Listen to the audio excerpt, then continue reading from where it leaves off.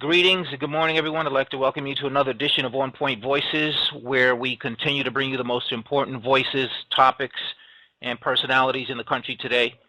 And this morning is no exception. We have a special guest. Her name is Suzanne Klebe. Suzanne, are you there? Yes, I am. Okay, welcome to the show. Before we jump into the topic of the day, could you just basically give us a little introduction about yourself and tell us something about your background and why you're so passionate about the things that you do? Well, I work with the Executive Intelligence Review, which is a news journal that's been associated with the editor is Lyndon LaRouche, and we've been involved in covering a totally different approach to what is occurring and has been occurring internationally for quite some period of time. The EIR has been functioning for about 40 years. And there's a lot that's happened during that time scale, which represented great opportunities that the American population had for development. But unfortunately, in most cases, we've gone in the opposite direction. So we have now a major crisis.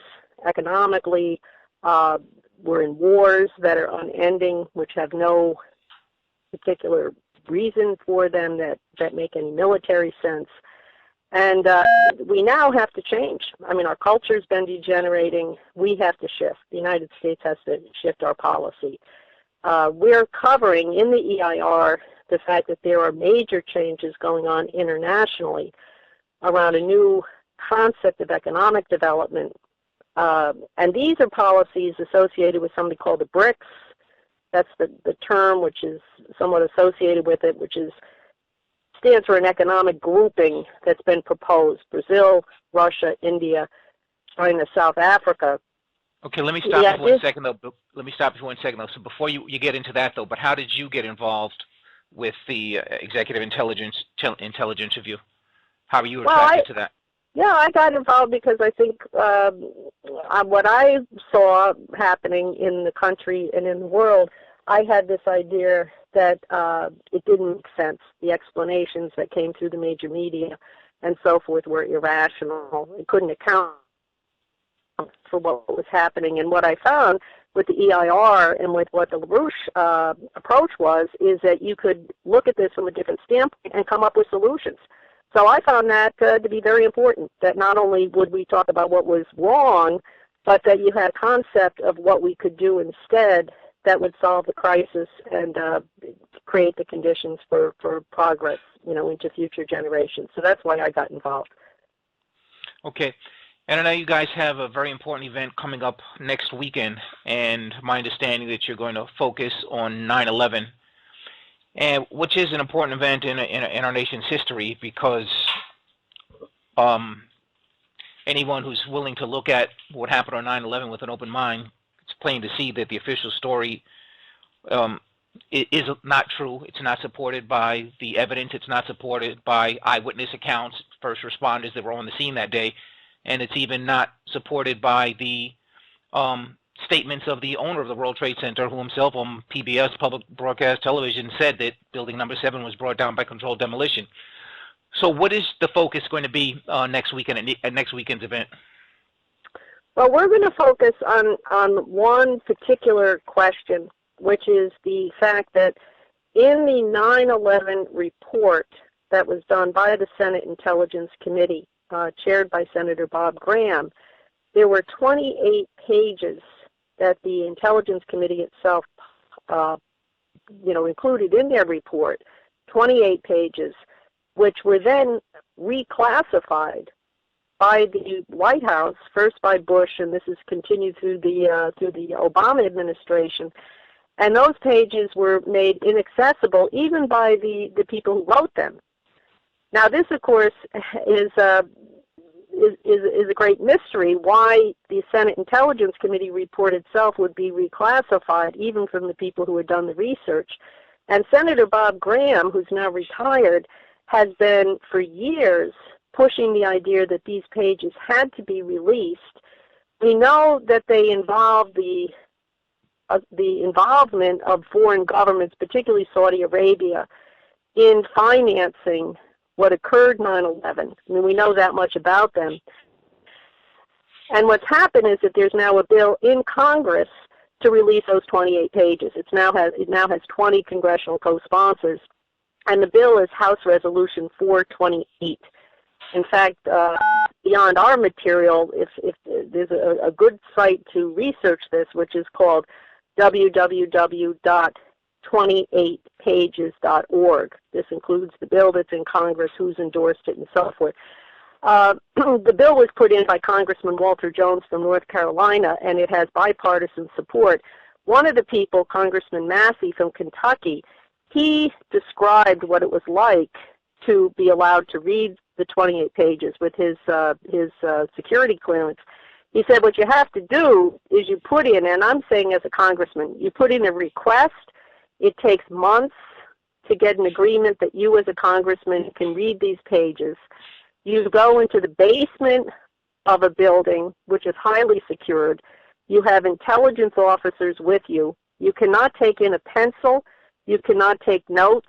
You can simply read the pages, and then when you leave, you're not allowed to discuss them. He said reading those pages got him to reconsider everything that's happened in the country since 9/11. And he's one of the people who's a major proponent of releasing this material. But the question is, we've been in constant warfare since 9/11, including in collaboration with the Saudis. We're in war against countries that had nothing to do with 9/11. And the obvious point is that during this period of time, international terrorism has exploded. It hasn't gotten less for the wars we're involved in and the people who have lost their lives in these wars. It's much, much more. And if we're going to actually deal with what's happening with ISIS and ISIL and Al-Qaeda, we have to tell the truth, not only about 9/11 itself, but also about why these things are being covered up. So that's the question we're taking up, and we'll also be discussing this at this meeting on the 22nd of November, which is also the anniversary of the Kennedy assassination. Okay, the congressman, you said that as a result of his reading the 28 pages, it's led him to question everything. As part of everything that he's questioning, is he questioning the series of repressive legislation that passed as a result of 9/11, the Patriot Act, the Homeland Insecurity, and TSA installing rapid cancer machines in airports all across the country? Well, he didn't reference that directly, but I think that what you have to ask him, Congressman Massey from Kentucky. But he did say that he had to reconsider everything that's been happening, and you'd have to ask him specifically whether he was talking about the Patriot Act as well. I mean, there's definitely been moves in Congress. In fact, Congressman Rush Holt from New Jersey is one of the people who put in legislation to annul the Patriot Act. It's LaRouche, who's the editor of the Executive Intelligence Review. He was being interviewed on 9/11. It was just a coincidence in a certain sense. He was on the radio at 9 a.m. that morning as the attack was taking place, and he was being asked, what do you think is happening?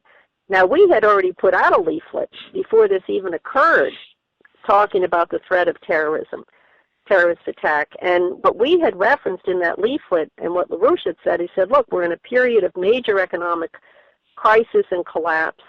You have a new government coming in. This was the Bush administration, which has absolutely no solution to this. He said, I know who these people are in the Bush crowd. He said they have all sorts of connections into special operations. He said, in a period like this, you have to watch out for what he called a Reichstag fire. And he was referring to the burning down of the Reichstag when the Nazis took over. That the Reichstag was burned, and on the basis of that, they demanded emergency powers. And LaRouche said, this was before 9/11 in this material, he said, you have to watch out for a Reichstag fire. Given the economic crisis in the world, he said they are going to go for emergency rule. And he had actually warned of that, and of course that's exactly what has occurred. No, that's amazing. So he saw it coming. Absolutely. And we see it coming now. See, what Senator Bob Graham has said, here's an irony for you. He wrote an editorial together with one of the people who's connected to the families of 9/11, which was published on September 11, 2012. So it was published that day. Of course, it was the anniversary. And he said again, if this is not revealed, what actually happened, and he was talking about releasing the 28 pages as a way of focusing it, he said if this is not revealed, this will happen again because you have an infrastructure. He said what we're talking about is there was an infrastructure that created the conditions for support for this to take place. Now he was talking about, what he says is, look, you can't have people come into the country, they don't know the language, they don't have the way around, and they're going to flight schools and they're getting this experience. He said you have to have a support apparatus. But what he said in this editorial, he said if you don't get to the root of this, this is going to happen again. And of course that was the day that Benghazi occurred. So the point now, and we're making this point around this meeting we're having on the 22nd of November, is if you don't tell the truth, you have a murder incorporated functioning on a global scale, which is capable of striking. And it's extremely dangerous. And we have to preempt these kinds of things. So you're calling on the government basically to tell the truth. Simply put, exactly. We're calling on the government to tell the truth, and we're calling on the American population to demand that. Because, you know, it's the case that even from the Kennedy assassination, the assassination of Kennedy, and then Martin Luther King, and then Bobby Kennedy, and this whole period of assassinations and wars, that people have been suspicious. And of course, if you say anything about it, they say, well, that's a conspiracy theory. But if you look at the degeneration in the United States since the assassination of Kennedy, you realize that if you don't speak out when you can and demand the truth, and then try to understand not only why these things are occurring, but what they're trying to stop, then if you don't do that, then you will be in a period of absolute collapse because you didn't deal with it when you could. So we're calling on the government to act, and we're calling on the American population to demand the truth, and everyone to call their congressman and demand that they declassify those 28 pages would be a very important step. So we're asking everyone to do that.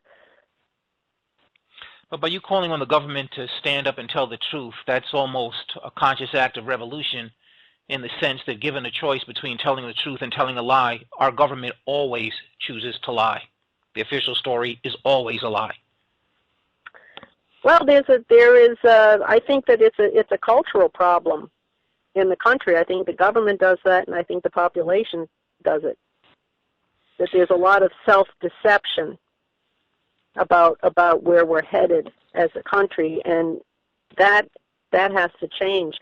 I think the government does lie. I think the media, we're almost functioning under wartime conditions with a Goebbels-style media. In fact, an interesting story is that there was just a meeting in Florida, I guess 2 days ago, and Senator Bob Graham spoke, and Terry Straw, who's the leader of the 9/11 families, her husband was killed in the Trade Center, and their group is attempting, they have an organization of 9/11 families to go after the financing. But the interesting story is that there's a whole new phase of the case opening up about what occurred from some research that was done in Sarasota by connecting the Saudi family and the cover-up of this into 9/11. And the interesting thing is that the people who did the research that published it, it's called the Broward Bulldog. That's the newspaper. Now, you might think, it's a big newspaper. They did a big deal. They cracked a huge part of the operation in Sarasota. They forced the FBI to reveal files that they insisted they didn't have. I mean, they did a big thing. It turns out that the person who did it had worked for the Miami Herald, was laid off, set up his own newspaper online, and they did the research. Now that's interesting because it shows you what citizens can do and what citizens should do if we as a country are going to continue to have self-government. Okay, let me just clarify that for everyone. So what is your reason for believing that Saudi Arabia was involved in the events of 9/11 and that they actually contributed to the funding? Well, the thing that's come out, and you can also go to our website, larouchepub.com, and put in the reference to this, 28 pages and so forth, research it there. And then there's also Senator Bob Graham wrote a book called Intelligence Matters, and there's other material on this. But basically what is involved is that in attempting to research what was the support apparatus, in other words, what Graham and others said is, look, you have to have had some infrastructure. You can't just come into a country and move around the way these people did, and you need a communications network and so forth. So what was it? So they particularly cracked this in San Diego in showing that the people who came in, who were said to be the hijackers, were basically being sponsored by people connected into the Saudi, high-level Saudi Arabian networks in the United States, including connections into the royal family. So they did all this work showing this high-level connection. Now, as people probably remember, when 9/11 occurred, a number of the people who were said to be pilots were from Saudi Arabia. They weren't from Iraq. It wasn't Saddam Hussein, who we went to war with. It was Saudi. And also, the people connected to the bin Laden family in the United States were immediately flown out of the country. I mean, there was an was an air travel ban at the time because they didn't want planes floating around, and yet these people were put on a plane and they left. So there's all sorts of questions. Now, when you're looking into it, you have two things that jump out at you.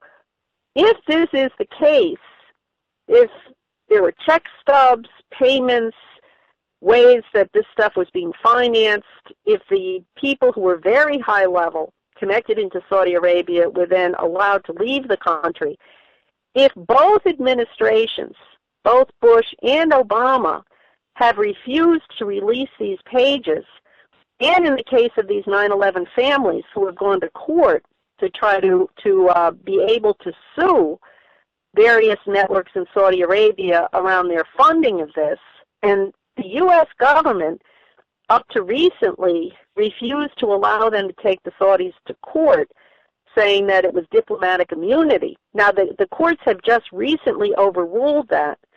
But you have to ask yourself, if we say we're going to war in Afghanistan, in Iraq, we're in wars every place, supposedly because of 9/11 and terrorism, why would you say the families cannot even pursue this because there's diplomatic immunity?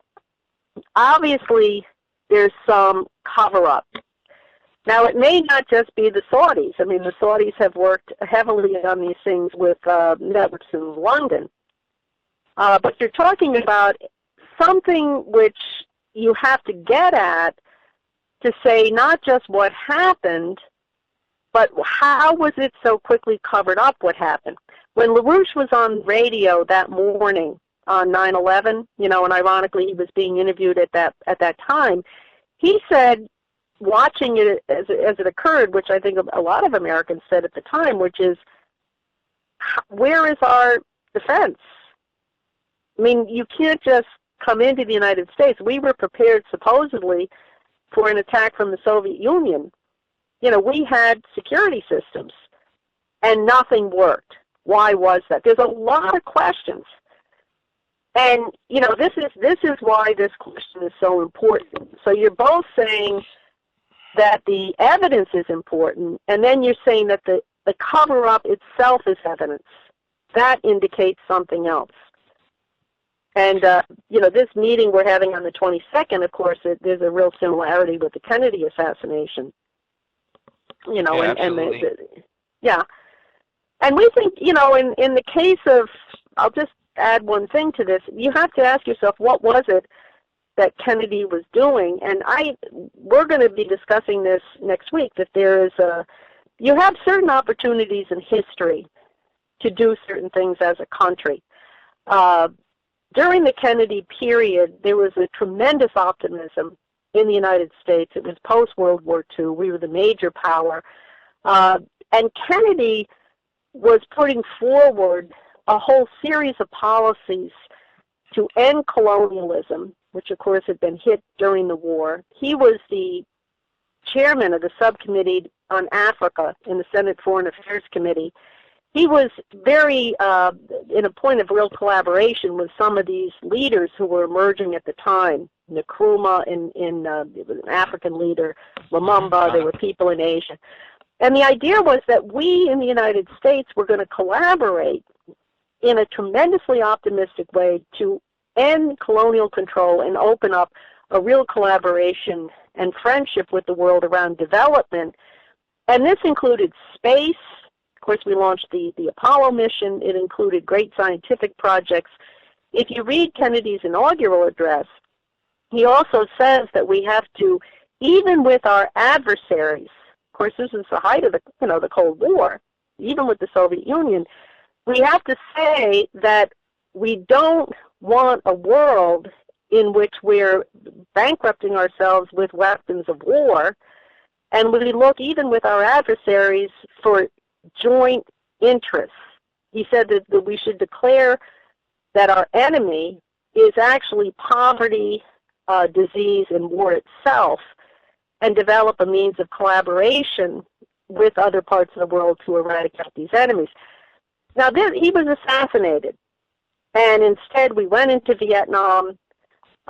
We've had a real, under Obama, we've even shut down what's left of our national space program effectively. The manned space mission. We're now getting to the space station with on Russian, through Russia and so forth.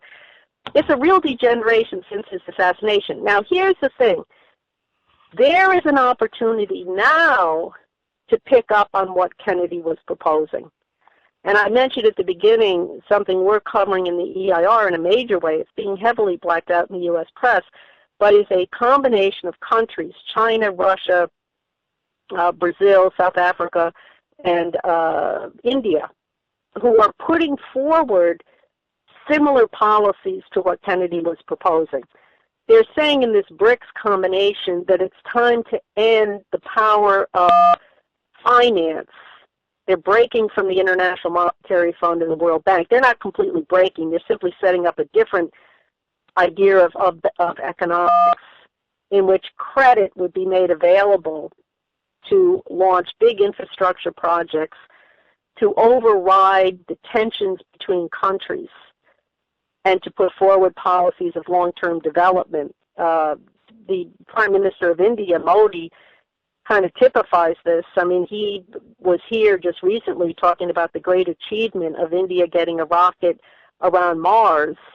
They had all the school kids in India at 6 in the morning watching this great achievement, for what used to be known as a third world country, achieving this.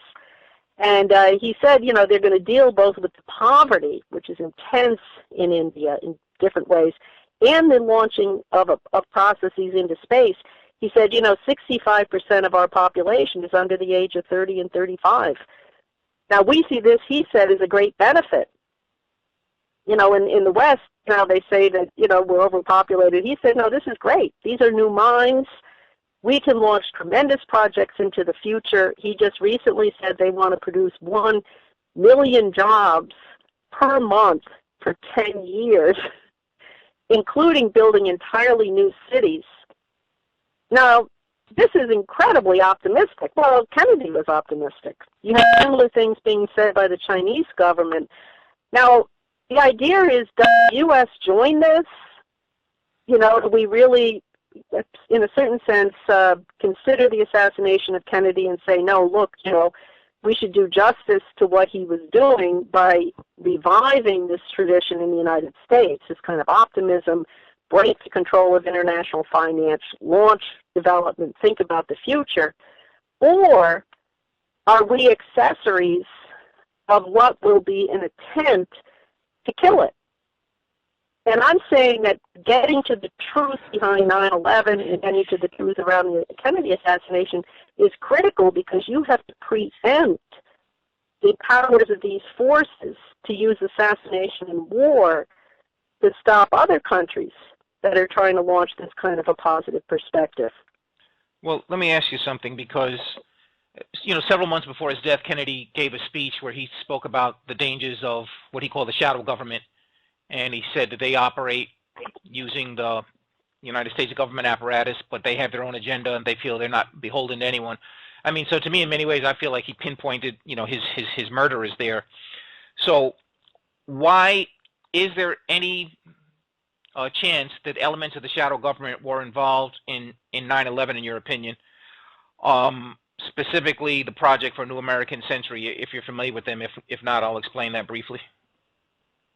I believe that you're talking about the people who were involved in the neocons around the war with Iraq. Is that true? Yeah, yes, it was an organization yeah. started about 10 years before 9/11. Cheney, Bush, Rumsfeld, Wolfowitz, Libby, all of them. And then by the time Bush became president, every single one of them had positions in his administration. And they published a document a year before 9/11 called Rebuilding America's Defenses, where they talked about basically flexing our military might around the country. And then they said that if we had a Pearl Harbor type incident, that would expedite our plans. And then a year later, these guys are in position, they have access, and here we have this Pearl Harbor type event, the largest mass murder in the history of the nation, and yet the murder investigation was concluded within 24 hours. I mean, which is itself outrageous. Exactly. Yeah, you're right. In fact, that's true. I mean, and the war targeting Iraq, Iran, Syria, was all part of their agenda way before 9/11 happened, right? Absolutely. So yeah. So I mean, I obviously definitely there was a Saudi Arabia connection, because 15 of the 19 hijackers were from that country. So that's an obvious connection right there. But were they the ones that masterminded it, especially when you consider that Halliburton and the rest of the invade and destroy industries just made a killing on 9/11, have been making a killing since then. I mean, just to talk about Blackwater and whatever name they're calling themselves now, in the year before 9/11, their budget from the government, their contract was $70,000, and now it's like over $700 million. I mean, so a handful of companies have got filthy rich over this. And they continue. It continues, right? Absolutely. Yeah, absolutely. No, I think go ahead. Yeah, I was just going to say, a couple of weeks after the incident, Condoleezza Rice gets on the air, and after referring to George Bush as her husband, she says, well, we have the evidence that, Afghanistan was involved in this and that, and we're going to invade or whatever. And she said, we'll make that evidence available in due time. Well, time is overdue, and that evidence, the government's evidence, has never been released. If you talk to most Americans why they believe that 9/11 and the official story is true, they refer to the videotapes. But that's not what Condoleezza Rice was referring to, because those videotapes had not been found yet. So I ask, what is the government's evidence that Afghanistan and bin Laden had anything to do with it? And if bin Laden had anything to do with it, then why would you let members of his family fly out when the FBI said, hey, we would like to interview these people before they leave the country? Right. Oh, I mean, there is a agenda, and it does go back, and this is exactly the point. The U.S. and Kennedy really said this when he in his inaugural address, when he said we would declare war on poverty, disease, and war itself. And there was an attempt, including in Eisenhower, when they launched this idea of atoms for peace, to take the military capability, and what Eisenhower called the military-industrial complex, and shift it into peaceful purposes of development, such as the space program and other kinds of technologies. Right now, bringing the troops home to rebuild America. Absolutely. Absolutely. In fact, we had a friend of mine ran for office in Texas a couple of years ago, in Houston, the Houston Space Center, and she was saying, yes, get these people back from Afghanistan and Iraq and get them into space, you know, build up the space program. If you look at the kind of technologies and the amount of science we're pumping into arcane ways to kill people, it's really criminal. And you look at what we could be doing in the United States in infrastructure and science. I mean, we've got ancient railroads. We should have maglev trains. We have a drought right now in the western part of the country, which is absolutely devastating. And, you know, you need a real scientific approach to deal with these things. We're doing nothing except going to war. And if they weren't able to terrify people with the constant threat of terrorism, you know, people would have to question why we're doing this. I mean, Congressman Walter Jones, who put in the House Resolution 428 to open up the 28 pages, he's been particularly passionate about this because he represents the Marine base in North Carolina, Camp Lejeune, and he's very close to the military, and he has all sorts of, you know, dog tags and so forth on his wall of people who have died. And he said, why are we sending people to die in wars, you know, which have no military objectives, in which we're constantly changing who's the good guy, who's the bad guy? I mean, the question right now is, what are we doing in Syria? You know, why are we financing ISIS and Al-Qaeda and then going to war with ISIS and Al-Qaeda? And ultimately, what the Obama administration is pushing is a confrontation with Russia and China. Now, I think when you go back and look at what you're talking about, the New American Century and so forth, that doctrine, Russia and China have been targets of this for a long time. The idea of the financial oligarchy is to not allow any opposition which has the capability of opposition to their one world control. And right now their one world control is not a happy one because they've created trillions in debt, which is crashing. So they really don't offer anything in terms of development. You know, the whole idea of most of the liquidity in the economy is to just keep recycling these enormous debts in derivatives and in other areas. So you look at the fact that there are proposals being put forward by these BRICS nations right now for a new combination of countries, you know, a new idea of banking and development. They see it as a threat. And Right. They declare war. I mean, why are they in a fight with Putin? Putin hasn't done anything. You know, we're both financing the destabilization of these countries, and then we're going in and saying we have to declare war. You know, there's a big push to call for a confrontation with China. We have to stop this. And, you know, again, I think the fact that we're coming into the 22nd, which is the anniversary of the Kennedy assassination, one very good thing for people who maybe were not alive at that time is to go read Kennedy's inaugural address and the speeches he made about launching the Apollo mission, and remember that this is the kind of thing we represented back then, and it's really an American tradition. That's really who we are as a country. What we're doing now is we're becoming a branch of British colonialism. And the kind of things you're talking about, geopolitics, destabilizing countries, launching wars for your own political objectives, this is classic British colonialism. We fought a revolution against this stuff, and we're being destroyed by it. It's not our tradition. We're allowing our resources, our military, to be used for somebody else's agenda, and we have to revive the American system.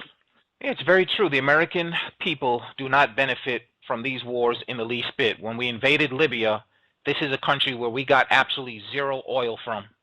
We have no interest, at all, and it's a shame. But just to bring you back to 9/11, I mean, do you think that our government, elements within our government, would be that materialistic and that evil to carry out an event such as that, or is that far-fetched, absurd, and treasonous in your opinion?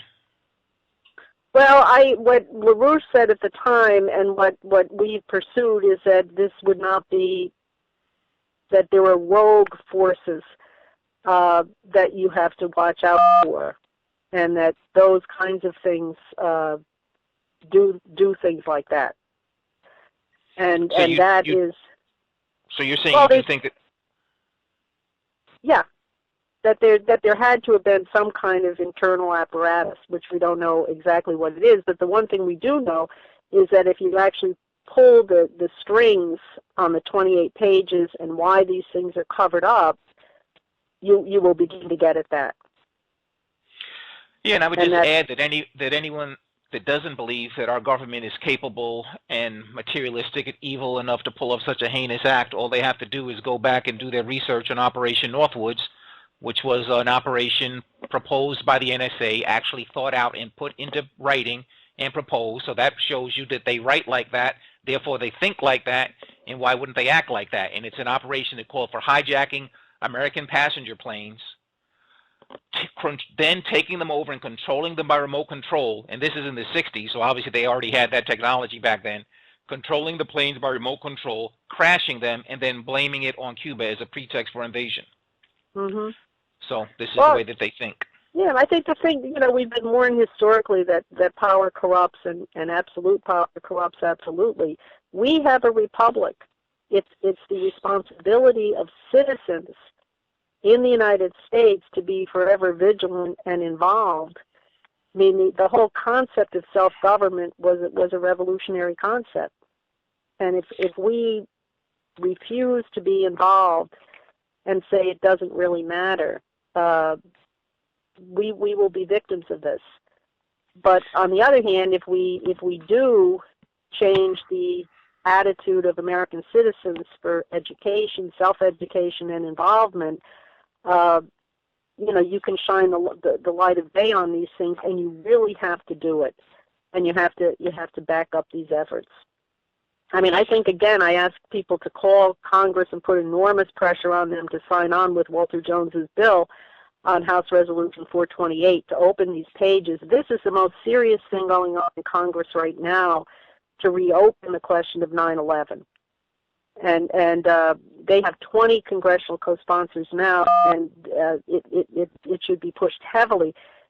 All of these things, when you see steps being made, they have to be backed, and that's what I would ask people to do. Do we really need officialdom, though, to admit and to reinvestigate? Or is the 9/11 Truth Movement doing enough? We have to shut the operations down.